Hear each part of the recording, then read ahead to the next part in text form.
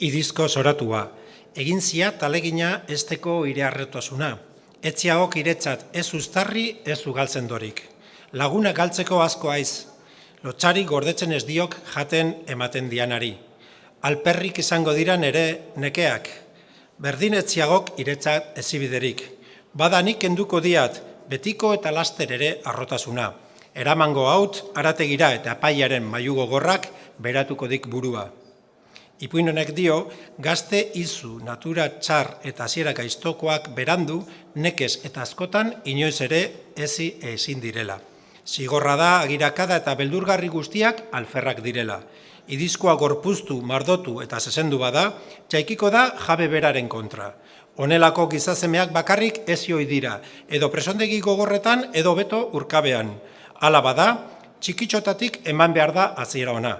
Haurtxoak zigortzoa ikusita beldurtzen direnean. Horregatik, gaizto gogortuaren ezibidea da urkabera eramatea.